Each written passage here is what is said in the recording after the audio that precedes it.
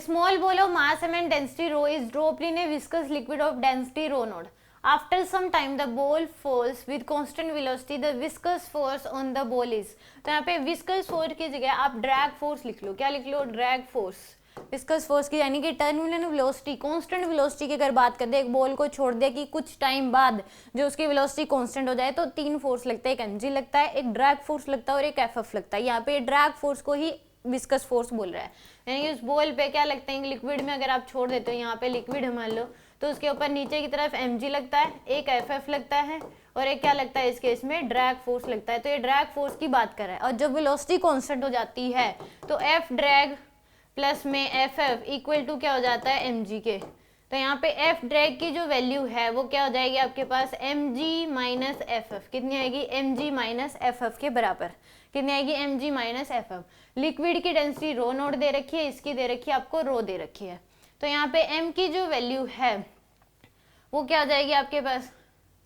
mg minus F. तो density होती है मास बाय वॉल्यूम. तो यहाँ पे m बाय,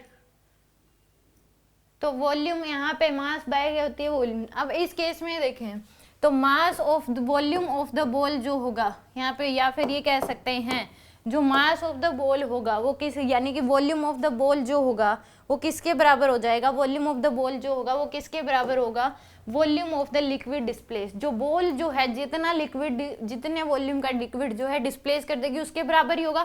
तो यानी कि volume of the ball equal हो जाएगा volume of the liquid displaced, volume of liquid displaced. तो यहाँ पे वॉल्यूम ऑफ द बॉल क्या होगा? वॉल्यूम क्या हो जाता है? वॉल्यूम क्या होता है? Mass by density. तो m बाय में रो के बराबर.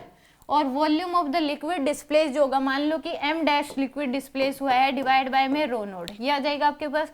तो यहाँ से m डैश की जो वैल्यू है वो आ जाएगी m बाय में रो इंटू रो नोड. ये आएगी m डैश की वैल्यू. तो यहाँ पे m डैश की वैल्यू आ गई. तो यहाँ से अब हमारे पास हम लिख सकते हैं mg. तो mg की तो वैल्यू क्या हो जाएगी? mg लिख लो माइनस एफ जो होगा वो कितना हो जाएगा आपके पास? एफ की वैल्यू m डैश इंटू में g. एफ की वैल्यू क्या होगी? m डैश इंटू में g के बराबर. तो m डैश की वैल्यू है m बाय रो इंटू में रो नोड इंटू में g.